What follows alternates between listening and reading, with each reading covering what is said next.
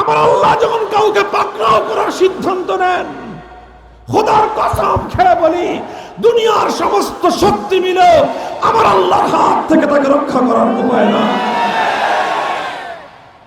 কাজেই জুলুম, অন্যায়, অবিচার মাত্রা যখন চূড়ান্ত সীমা লঙ্ঘন করে, তখন আল্লাহ পাক রব্বুল আলামিন নিজে পাকড়াও করেন। আর আল্লাহ যখন নিজে পাকড়াও করেন, তখন তার পরিণাম এরকম ভয়াবহই হয়। আল্লাহ আমাদের সকলকে শিক্ষা গ্রহণ করার তৌফিক দান করেন। মুহতারাম হাজিরিন, আমি একটা কথা বললাম, একটা কথার অর্ধেক বললাম যে লোভ, এটা যদি দুনিয়ার সম্পদের লোভ হয়, এটা খুব খারাপ জিনিস।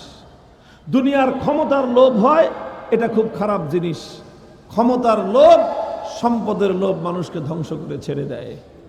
সম্পদ খারাপ জিনিস না, ক্ষমতাও খারাপ জিনিস না। আল্লাহ আপনাকে ক্ষমতা দিয়েছে, এই ক্ষমতা দিয়ে আপনি বিনয়ী হন, মানুষের সেবা করেন, মানুষের উপকার করেন।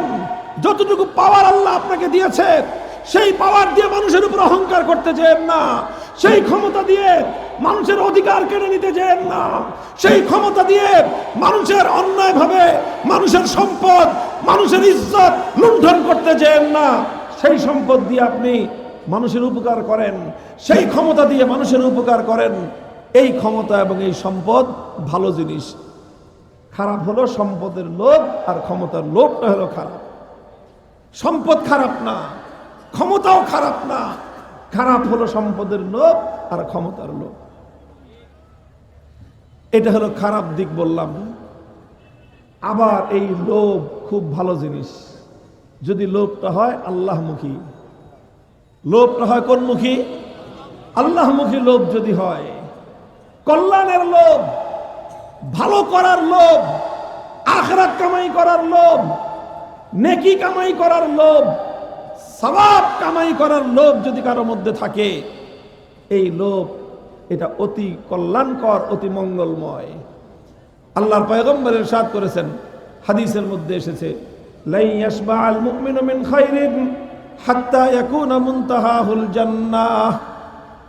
লা ইয়াশবা'আল মুমিনু মিন খাইরিন হাত্তা ইয়াকুনা মুনতাহাহুল জান্নাহ। যেই ব্যক্তি আল্লাহর পছন্দনীয় ঈমানদার হবে, সে কোনোদিন আখিরাতের লোভ কোনোদিন সে সংবরণ করতে পারবে না। তার মধ্যে শুধু আখিরাতের লোভ বাড়তে থাকবে, বাড়তে থাকবে, বাড়তে থাকবে, হাত্তা ইয়াকুনা মুনতাহাহুল জান্নাহ। যতদিন পর্যন্ত সে খোদার জান্নাত পর্যন্ত না পৌঁছতে পারলো, ততদিন পর্যন্ত তার অন্তর থেকে খোদার জান্নাতের লোভ এক চুল পরিমাণ কমবে না। এই জন্য আখিরাতের লোভ বাড়াই, আসুন আখিরাতের লোভ বাড়াই। হযরত রাসূল আকরাম সাল্লাল্লাহু আলাইহি ওয়াসাল্লামের সিরাতুন নবী থেকে আমরা এই চমৎকার কল্যাণের এই প্রতি অগ্রসর হওয়া, আরো বেশি কল্যাণ অর্জন করতে চাওয়া, এটার একটা চমৎকার আদর্শ আমরা সিরাতুন নবীর মধ্যে খুঁজে পাই। নবী করিম সাল্লাল্লাহু আলাইহি ওয়াসাল্লামের আদর্শ এটাই ছিল। কোন একটা স্তরে গিয়ে তিনি ক্ষান্ত হয়ে যান নাই, কোন একটা স্তরে গিয়ে তিনি মনে করেন নাই যে হ্যাঁ অনেক হয়েছে, আর ভালোর দরকার নাই। এটা কোনোদিন আল্লাহর নবী মনে করেন নাই। বরং আরো বেশি ভালো কিভাবে করা যায়, আরো বেশি কল্যাণ কিভাবে করা যায়, আরো বেশি ইসলামকে বিজয়ী কিভাবে করা যায়, মানুষকে আরো বেশি কল্যাণ কিভাবে পৌঁছানো যায়, এটা আল্লাহর নবীর জিন্দগির প্রতি মুহূর্তে নবীজি শুধু কল্যাণের দিকে, মঙ্গলের দিকে দুর্বার গতিতে ছুটে চলেছেন, দুর্বার গতিতে ছুটে চলেছেন। যারা নবীর আদর্শ অনুসরণ করতে চাই, আমরা সিরাতুন নবীকে যারা আমরা ফলো করতে চাই, আমাদের দায়িত্ব এবং কর্তব্য হলো নবীর এই উত্তম আদর্শটাকে নিজের মধ্যে ধারণ করা। কি আদর্শ বললাম? যে কল্যাণের দিকে খালি অগ্রসর হয়ে যাওয়া, কোথাও গিয়ে থমকে না দাঁড়ানো, কোথাও গিয়ে এই কথা মনে না করা যে বাস যতটুকু হয়েছে আর দরকার নাই। না, আরো আগান, আরো আগান, আরো আগান।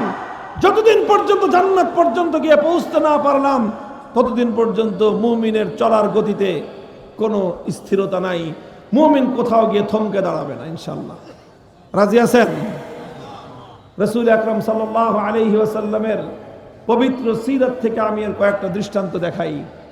দেখেন, আমার নবী নবুয়ত লাভ করলেন, নবুয়ত পেয়ে গেলেন, আল্লাহর পক্ষ থেকে সর্বোচ্চ কল্যাণ তিনি পেলেন, কোরআন তিনি পেলেন, ওহী তিনি লাভ করলেন।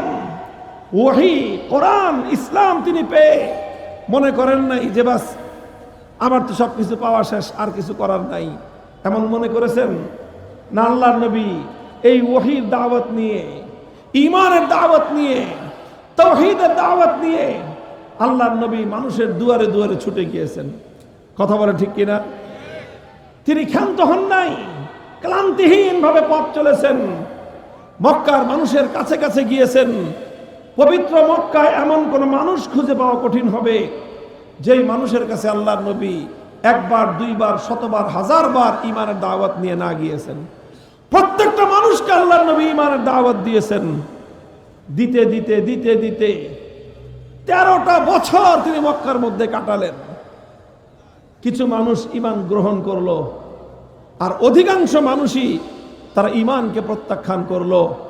এমন অবস্থা হলো মনে হয় খাতামাল্লাহু আলা কুলুবিহিম, যেন আল্লাহ পাক তাদের অন্তরের মধ্যে মোহর মেরে দিয়েছেন, তারা মনে হয় আর ঈমান কবুল করবে না। এমন একটা অবস্থায় নবীজি ক্লান্ত হয়ে বসে পড়েন নাই, ক্ষান্তি দেন নাই যে অনেক তো বলেছি আর কত বলবো, অনেক তো করেছি আর কত করব, যারা ঈমান কবুল করেছে আর কেউ করবে না, কাজে আমার আর দায়িত্ব শেষ। নবীজি এরকম মনে করেছেন না। আল্লাহর নবী চিন্তা করেছেন কি, ঠিক আছে, মক্কার লোক ঈমান কবুল করে নাই, আমি অন্য এলাকায় গিয়ে দেখি তিনি তায়েফে গিয়েছেন, 1 মাস পর্যন্ত রাত দিন তায়েফবাসীর কাছে কাছে গিয়ে দ্বীনের দাওয়াত দিয়েছেন। 1 মাসে তায়েফে একটা লোক কালেমা পড়ে নাই, বরং উপরন্তু তায়েফের মাঠে আল্লাহর নবীর উপর তারা এমন বর্বর অত্যাচার পরিচালনা করেছে, পাথরের বৃষ্টিতে আল্লাহর নবীর মাথা থেকে পা পর্যন্ত সর্বাঙ্গ শরীর জর্জরিত করে দিয়েছে, ক্ষতবিক্ষত করে দিয়েছে। নবীজি তায়েফ থেকে এসে ক্ষান্ত হয়ে বসে পড়েছেন না, বসে পড়েন নাই, রক্ত ঝরিয়েছেন, আহত হয়েছেন, ক্ষতবিক্ষত হয়েছেন। তবু আল্লাহর নবী চলার পথ থমকে দাঁড়ায় নাই। তিনি চিন্তা করেছেন, মক্কায় হয় নাই, তায়েফে হয় নাই, নতুন কোন জনপদ দেখি। চলে আসলো হজের মৌসুম, মদিনা থেকে 6 জন মানুষ আসলো, নবীজির সঙ্গে সাক্ষাৎ। আল্লাহর নবী দেখলেন এরা নতুন জনপদ, নতুন শহরের লোক, নতুন দেশের লোক, এদের কাছে ঈমানের দাওয়াত দিয়ে দেখি এরা কবুল করে কিনা। নবীজি মদিনার 6 জনের কাছে ঈমান পেশ করলেন, সঙ্গে সঙ্গে তারা কালেমা পড়ে মুসলমান হয়ে গেলেন। আল্লাহর নবী দেখলেন নতুন সম্ভাবনার দুয়ার খুলে গিয়েছে। নবীজি এবার সেদিকে মেহনত করা শুরু করলেন। পরের বছর আসলেন, 12 জন কালেমা পড়ে মুসলমান হয়ে গেল। এর পরের বছর আসলেন, 70 জন কালেমা পড়ে মুসলমান হলো। তারা নবীজিকে অফার করলো, ইয়া রাসূলুল্লাহ, মদিনার মাটি আপনার এই দ্বীনের জন্য, আপনার এই আদর্শের জন্য উপযুক্ত। মক্কার মানুষ আপনাকে সমর্থন করে নাই, মক্কার মানুষ আপনাকে এই মহান আদর্শ বাস্তবায়নের জন্য অনুকূল পরিবেশ দেয় নাই। আপনি আসুন আমাদের মদিনায়, আমরা আপনাকে সঙ্গ দিব। আপনার এই মিশন, আপনার এই আদর্শ, আপনার এই দ্বীন বাস্তবায়নের জন্য আমরা আপনার সঙ্গে কাঁধে কাঁধ মিলিয়ে লড়াই করব, যুদ্ধ করব। নবীজি এটা চিন্তা করেন নাই যে কি দরকার আবার নিজের দেশ ছেড়ে যাওয়ার, কি দরকার ভিটে মাটি ছেড়ে যাওয়ার, কি দরকার পূর্বপুরুষদের জায়গা জমি ছেড়ে যাওয়ার, এটা মনে করেছেন? আল্লাহর নবী দেখলেন যে না, আমার তো বসে থাকার সময় নাই, আমাকে তো সামনে অগ্রসর হতে হবে। আল্লাহর এই দিন শুধু মক্কায় সীমাবদ্ধ থাকলে চলবে না, এই দিন সারা দুনিয়াতে কায়েম করতে হবে। আল্লাহর নবী কথা চিন্তা করে মক্কার মতো পবিত্র জমিন ছেড়ে দিলেন, পবিত্র বাইতুল্লাহ যেই শহরে সেই শহর ছেড়ে দিলেন, মসজিদ হারাম যেই শহরে সেই শহর ছেড়ে দিলেন, জমজমের কূপ যেই শহরে সেই শহর ছেড়ে দিলেন, হজরে আসওয়াদ যেই শহরে সেই শহর ছেড়ে দিলেন। যেই শহরে তার জন্মভূমি সেই শহর ছেড়ে দিলেন, যেই শহরে তিনি জীবনের 53টা বছর কাটিয়েছেন সেই শহর ছেড়ে দিলেন, যেই শহরে তার বাপ মা 14 পুরুষ শুয়ে আছেন সব কিছু ছেড়ে দিলেন, দেশ ছাড়লেন, কেশ ছাড়লেন, বাড়ি ছাড়লেন, ঘর ছাড়লেন, আপনজন ছাড়লেন, জ্ঞাতি ছাড়লেন, গোষ্ঠী ছাড়লেন, সব ছেড়ে শুধু আল্লাহর দ্বীন কায়েম হবে এই আশা নিয়ে আল্লাহর নবী সোনার মক্কা থেকে মদিনার দিকে ছুটে চললেন। হে আমার মুসলমান ভাইরা, আল্লাহর নবীর উম্মতেরা, মনে রেখো এটা আমার নবীর জীবনের সুমহান আদর্শ। যখন তোমার সামনে ইসলাম দাঁড়িয়ে যাবে, যখন তোমার সামনে আল্লাহর নবীর দ্বীন দাঁড়িয়ে যাবে, তখন যখন তোমার সামনে নবী করিম সাল্লাল্লাহু আলাইহি ওয়াসাল্লামের আনিত সুমহান আদর্শ দাঁড়িয়ে যাবে, দুনিয়ার সব ছেড়ে দাও। দ্বীনের মোকাবেলায় যেই দাঁড়িয়ে যাবে তাকে তুমি ত্যাগ করো। ইসলামের মোকাবেলায় তোমার দেশ দাঁড়িয়ে গেলে দেশ ছেড়ে দাও। ইসলামের মোকাবেলায় তোমার আপনজন দাঁড়িয়ে গেলে ছেড়ে দাও। ইসলামের মোকাবেলায় তোমার রক্তের সম্পর্ক দাঁড়িয়ে গেলে রক্তের সম্পর্ক ছেড়ে দাও। ইসলামের মোকাবেলায় তোমার দল দাঁড়িয়ে গিয়েছে, ওই দলকে তালাক দাও। ইসলামের মোকাবেলায় তোমার নেতা দাঁড়িয়ে গেছে, ওই নেতাকে লাথি মারো। আল্লাহর দ্বীনকে নিয়ে সামনে অগ্রসর হও। এটাই দ্বীনে মুহাম্মাদি, এটাই তোমার নবীর আদর্শ।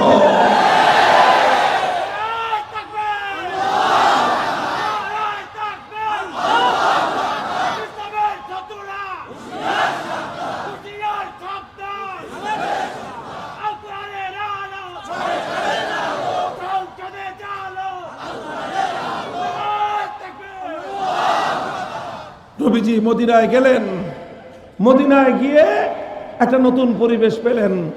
সেখানে 3 জাতি, একদল মানুষ একত্ববাদী মুসলমান ইমানদার, আর একদল মানুষ তারা মূর্তি পূজারী পৌত্তলিক, আর একদল মানুষ তারা ইহুদি। 3 জাতির বসবাস। নবীজি 3 জাতিকে নিয়ে একটা শান্তি চুক্তি করলেন যে আমরা 3 জাতি একসাথে থাকব, কেউ কারো সঙ্গে শত্রুতা রাখবো না, কেউ কারো বিরুদ্ধে ষড়যন্ত্র করব না, কেউ কারো বিরুদ্ধে বাহিরের শত্রুকে সাহায্য করব না। এরকম একটা শান্তি চুক্তি করলেন, সহ অবস্থানের চুক্তি করলেন, যেটাকে ইতিহাসের পাতায় মদিনা সনদ বলা হয়, মদিনা চার্টার। সেই সনদের ভিত্তিতে মদিনাতে থাকতে আরম্ভ করলেন। নবীজির জন্য এক নতুন পরিবেশ। এখানে সেই মক্কার মতো ভয় নাই।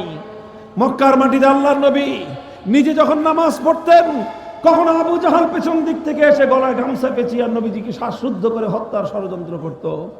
নবীজি সেজদায় লুটিয়ে পড়লে উটের ভুঁড়ি